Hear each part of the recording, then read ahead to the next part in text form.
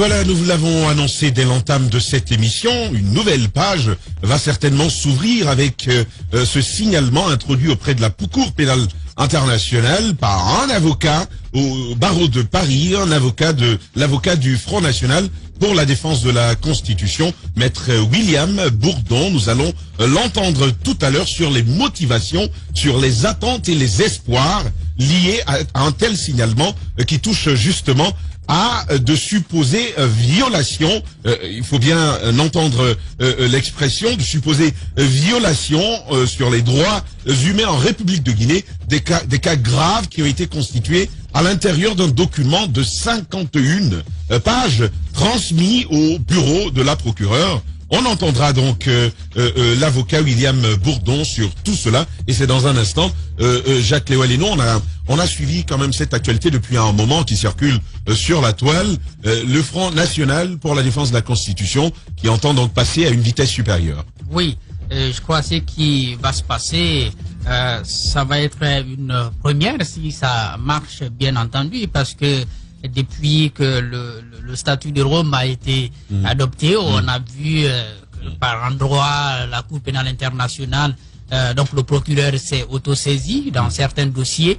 Il y a également des États qui ont porté plainte. Maintenant, ici, c'est une opposition politique et sociale qui porte plainte contre l'État. Donc des individus, des groupes d'individus qui portent plainte contre l'État.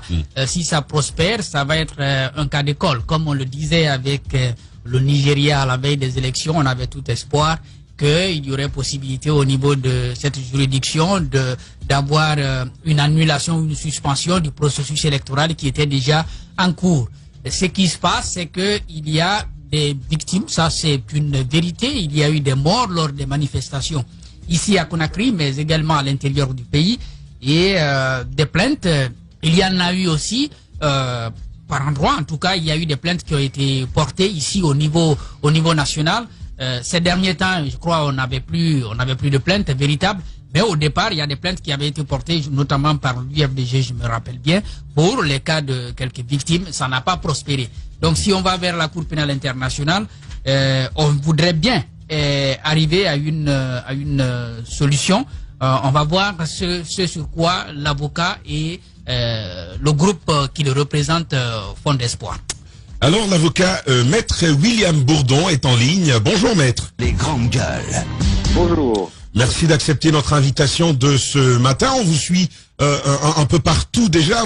Vous êtes l'avocat qui a défendu une djihadiste, on pourrait le dire comme ça. Vous êtes l'avocat qui a engagé une action contre les biens mal acquis. On suit ça avec Denis Sassou Nguesso, cette fois-ci contre un président en exercice et tout un système autour.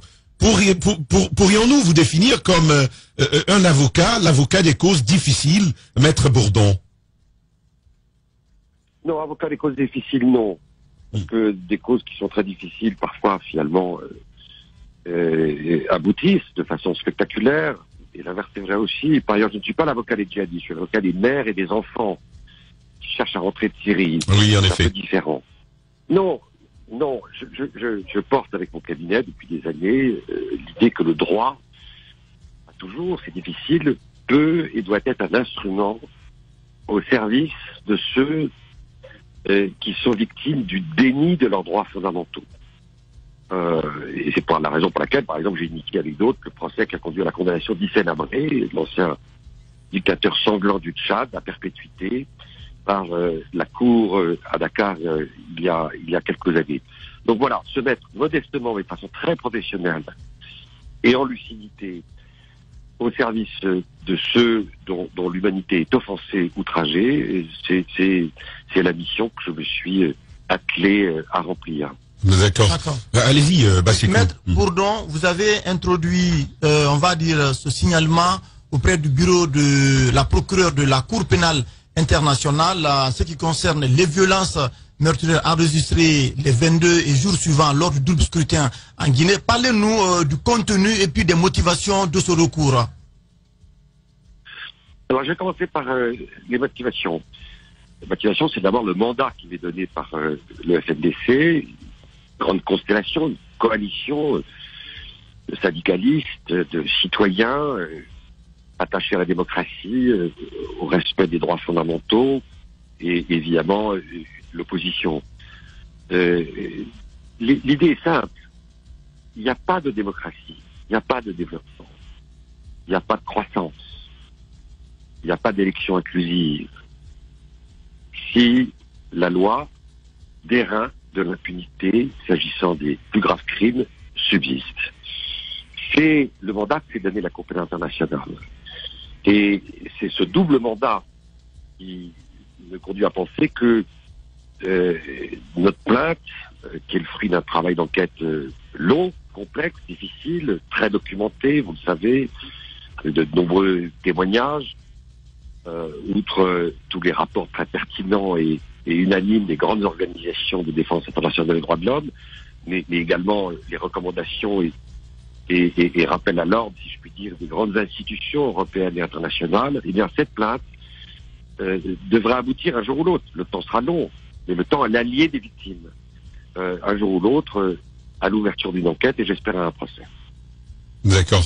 Je rappelle Maître William Bourdon, avocat au barreau de Paris, avocat du FNDC, Jacques Léoy-Lénaud. Donc, vous travaillez pour le FNDC, cette coalition, et quand on parle de signalement, qu'est-ce que vous attendez de la Cour pénale internationale, justement? Écoutez, c'est une institution, que je la connais par cœur, mais je la connais assez bien. Je suis avocat inscrit à la Cour pénale internationale, j'ai été plusieurs fois à La Haye. J'ai un livre pour commenter son statut. C'est une institution dont la dynamique est irréversible, comme d'ailleurs est irréversible la plainte que j'ai déposée. Elle a connu des hauts et des bas, elle a parfois été critiquée pour de bonnes ou de mauvaises raisons.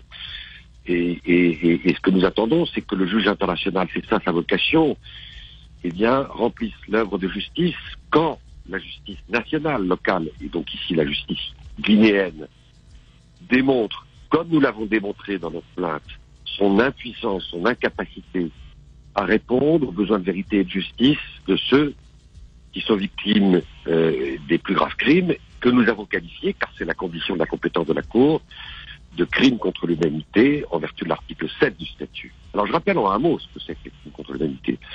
Les crimes contre l'humanité, c'est une attaque généralisée ou systématique contre des citoyens, bien sûr en connaissance de cause, qui implique des meurtres, des assassinats, des détentions arbitraires, tortures, persécutions. Les victimes étant ciblées, en quelque sorte, en raison de qui elles sont, c'est-à-dire leur orientation politique ou leur appartenance ethnique. Et personne ne peut avoir de doute sur le fait que la multiplication des exactions et des persécutions depuis plusieurs années en Guinée revêtent la qualification de crime contre l'humanité. D'accord. On va avec vous, mon cher Oli. Alors, Maître Bourbon, on a envie de savoir comment ce signalement, les documents liés à ce signalement se sont constitués. Est-ce que vous vous êtes physiquement déplacé en Guinée pour vérifier les faits, ou alors vous vous basez sur les pièces à conviction qui vous sont fournies par le FNDC? Bah, d'abord, c'est pas simplement les pièces à conviction. Moi, j'ai été en Guinée il y a presque 2 ans. Mes associés y sont retournés. Rencontré beaucoup de gens dans des petites maisons, on les a écoutés, on a été dans des hôpitaux, entendre des jeunes gens paralysés sur leur fauteuil, expliquer dans quelles conditions ils avaient été tirés comme des lapins. On a rencontré aussi évidemment des Guinéens de l'extérieur, et puis on a consulté toute une série d'actes de procédure, qui montrent d'ailleurs que, sans nul doute, c'est la loi de l'impunité, je le répète, qui pèse comme un couvercle sur la justice guinéenne. Et puis enfin, je l'évoquais à l'instant, une documentation internationale extrêmement nourrie, qui est le fruit d'enquêtes accomplies par les meilleures organisations de défense des droits de l'homme. Et j'ajoute que cette impunité sur laquelle j'insiste, c'est un poison, l'impunité, parce que plus on craint de devoir être redevable et responsable devant un juge, plus on s'accroche au pouvoir, plus on s'y crispe, et plus on est tenté par 1000 facéties autour de passe-passe d'essayer de s'y cramponner le plus longtemps possible. À vous entendre, Maître Bourdon, on a l'impression qu'il s'agit d'une procédure qui a commencé depuis un certain moment. Vous parliez de 2 ans il y a quelques instants. Le FNDC, lui, par contre, n'a qu'une année d'existence. À quel moment avez-vous commencé à travailler pour le FNDC finalement? Non, comprenons-nous bien, pas de malentendu.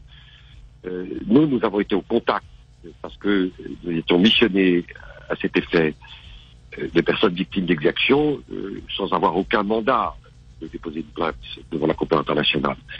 Mais tout s'est accéléré, effectivement, beaucoup plus récemment, quand nous avons reçu un mandat du FNDC, dont je sais qu'il a été créé le 3 avril 2019, et nous avons, dans ce cadre, élargi, augmenté, accéléré nos recherches, nos vérifications, pour être parfaitement au rendez-vous avec la Cour pénale internationale. Nous ne sommes pas déplacés à La Haye pour répondre à votre question.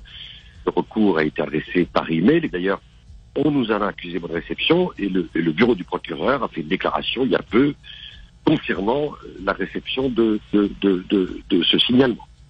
Alors en effet, il s'agit d'un pas, maître, en vue de l'éclatement de la vérité. Commencer, c'est bien, mais après, pouvoir apporter la preuve, prouver les allégations, devient souvent très très difficile. On l'a vu avec le cas ivoirien, avec Laurent Gbagbo et Blé Goudé, pour un président qui n'était plus en exercice. Là, nous avons un président en exercice qui a encore tous les moyens. Par exemple, c'est une hypothèse de cacher la vérité et de pas permettre qu'elle éclate. Finalement, est-ce que vous prenez en compte la difficulté qu'il y a à justement voir le bout du tunnel dans une telle approche? Moi, je me suis fait un devoir, comme toutes les équipes qui travaillent avec moi, de donner de l'espoir, mais de ne pas être un marchand d'illusions. C'est-à-dire d'agir en lucidité. Et je veux que ceux qui m'écoutent, celles qui m'écoutent, sachent, je le répète, que le temps est notre ami. Mais que même si ça prendra du temps, et il y a bien des exemples dans l'histoire qui le montrent, le procès d'Hissène Habré, de Charles Taylor, de Milosevic, que même si cela prendra du temps, ceux, quel que soit leur niveau de responsabilité, qui sont à l'origine de ces crimes contre l'humanité, eh bien rendront des comptes. Alors vous avez raison, il faut être extrêmement, il faut pas être aveugle. Ceux qui, plus on craint le glaive de la justice, plus on cherche à faire disparaître les preuves, plus on se cramponne. Ça peut être une course d'obstacles, mais enfin, je ne vais pas révéler toutes les méthodes de nos travaux. Nous pensons qu'aujourd'hui il existe un volume et une qualité de preuves et de pièces à conviction, pour reprendre votre expression, qui devrait, après un premier examen préalable des mérites de votre signalement, nous tire à l'ouverture d'une enquête. Et puis ensuite, ça, c'est la force formidable de l'œuvre de justice. C'est qu'elle libère la parole parfois, c'est qu'elle fait disparaître certaines civilités, elle conduit parfois des gens dont on ne pensait pas qu'ils pourraient participer à l'œuvre de vérité d'un film, qui participent. Pas des gens traversent la rive et plein de repentir viennent confesser ce qu'ils ont fait. Mais là je rêve un peu, mais c'est important aussi de ne pas oublier que ce qui paraît parfois improbable, difficile, surgit comme ça beaucoup plus vite qu'on peut l'imaginer. D'accord. Maître Bourdon, William Bourdon, avocat du FNDC, avocat au barreau de Paris, il s'exprime sur un signalement porté à la Cour pénale internationale. La dernière question, mon cher Bassekou. Vous êtes avocat donc constitué du FNDC dans cette affaire que vous portez devant la Cour pénale internationale. Moi, je voudrais savoir, votre travail, vous le faites de façon bénévole ou bien vos honoraires sont payés et sont-elles payés et par qui? Alors, la réponse est extrêmement simple. J'ai la chance d'avoir une équipe formidable qui travaille avec moi depuis des années. Ça fait 40 ans que je suis avocat et depuis toujours, j'ai voulu réserver du temps, de la disponibilité pour des grands dossiers de principe où ce dont il était question, c'était l'honneur, parfois souillé par des citoyens en France ou ailleurs. C'était le droit à la justice souillé. outragé, et dans ce type de dossier, ces grandes aventures judiciaires complexes, mon cabinet accepte de travailler sans honoraire, pro bono, gratuit. C'est le cas pour le FNDC. Voilà, je pense que c'est... Et puis j'ajoute, parce que c'est pas... Et j'ajoute un point important. Allez-y. Que tout ceci n'a été possible, et je voudrais terminer sur ce point, que tout ceci n'a été possible qu'en raison du travail formidable, exceptionnel, courageux de mes confrères et amis guinéens, auxquels je veux ici rendre hommage. Et je pense notamment à mes deux confrères, Maître Salif Béavogui et Maître Traoré. Sans eux et tous leurs amis et tous les autres, tout ce que nous avons accompli n'aurait pas été possible. Et je suis confiant dans l'issue de cette procédure, dont je rappelle pour la clarté des débats qu'elle n'a rien à voir avec la procédure civile qui a été déposée devant la CEDEAO. Nous sommes ici devant le juge pénal international. Voilà, Maître Bourdon, c'était un plaisir de vous avoir. Merci de vous être prêté à nos questions. On vous dit, bon courage pour la suite. Rapidement avec vous, Roby, on l'a entendu, il est conscient de la tâche qui l'attend. De l'autre côté, il reconnaît les efforts des avocats ici. Par le même moment, cette grande information, il n'est pas payé par le FNDC, il prend en charge lui-même ses honoraires. Il a fait 40 ans de métier. Et d'ailleurs, avec son association Sherpa, ça aide beaucoup. Il a fait 40 ans de métier, il n'est pas le seul. Il y a beaucoup d'avocats comme ça qui se constituent pour défendre des grands dossiers dans des nations un peu plus compliquées, sur des continents où généralement les pouvoirs sont répressifs. On pense à l'Afrique, on pense à l'Amérique du Sud. Mais moi, la question que je voudrais poser, est-ce que la méthode est efficace? Parce que au bout de la chaîne, certes, on recherche la justice pour les personnes qui ont été victimes des répressions gouvernementales, mais en même temps, l'objectif de FNDC, c'est de faire partir le président en place. Alors, sortir l'épouvante... Justement, est-ce que le timing du signalement est le bon? Est-ce que le timing du signalement... Sortir l'épouvantail de la justice en ce moment pour un président qu'on souhaite partir, il ne cherchera que les moyens de s'accrocher à son pouvoir quand on sait que ce qu'il ait la volonté ou pas de partir, s'il part, il aura des ennuis judiciaires quelque part. Donc, c'est difficile à jauger. Et voilà. D'une manière ou d'une autre, la démarche, elle est bonne, puisqu'il faut quand même protéger les citoyens, mais est-ce que le timing, il est bon Voilà, Jacques, vous vous souvenez, je ne sais pas si vous avez vu la vidéo d'Alpha Condé lui-même, où il dit précisément ce qui fait que les présidents s'accrochent au pouvoir, c'est qu'ils savent que quand ils vont quitter, on va les envoyer on va les traîner dans des ennuis judiciaires, on va les humilier, ils n'ont aucune garantie. Et est-ce que finalement c'est prolifique un tel moment? Voilà, allez-y. Surtout qu'à l'époque il était opposant quand il le disait. Et maintenant il est chef de l'État, ça veut dire qu'il a ça en tête. Et comme Roby l'a dit, d'abord la première des choses qu'il faut dire, il faut de la justice pour les victimes. Ça c'est absolu. Il faut qu'il y ait de la justice. Si on peut avoir cette justice en Guinée, c'est l'idéal.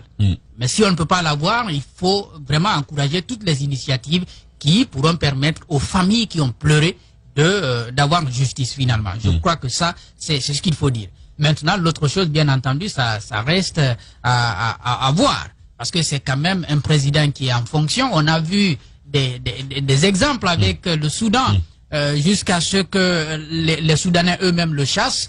Et la Cour pénale internationale n'a pas pu mettre la main parce sur lui. qu'il y a un grand argument qui va probablement être balancé, le même du 28 septembre, du procès du 28 septembre 2009, c'est-à-dire que nous sommes souverains et que nous avons des institutions capables de faire la justice. Il y a des arguments comme ça qui peuvent sortir. Le Kenyan, lui, on l'a pris, il est allé jusqu'à La Haye, après il s'est retourné. Et il a même pris un bain de foule à Nairobi. Donc ça veut dire que ça va être très compliqué pour un président en fonction. Et tout un État d'ailleurs, parce que tout un système qui est là, et la plainte qui est portée, je crois, ça ne vise pas simplement Alpha Condé, ça vise Alpha Condé et ses proches. En effet, Bassekou, 30 secondes. Ce qu'il faut retenir, c'est que avant ce signalement auprès du bureau de la procureure de la Cour pénale internationale.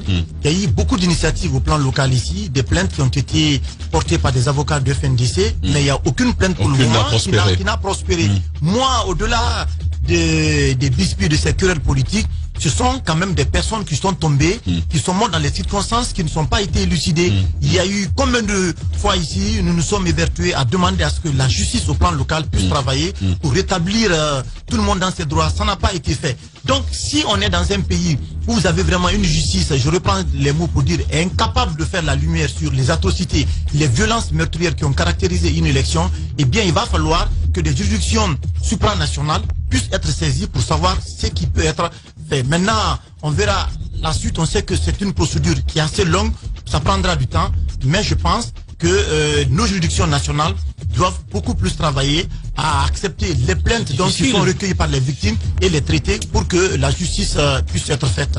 Ce qu'il faut en dire ce matin, c'est que c'est simplement dommage que des citoyens doivent aller vers d'autres cieux, réclamer la justice que leur État ne peut leur donner. Vous avez été nombreux et nombreuses à nous suivre depuis ce matin. Nous vous en disons toute notre reconnaissance.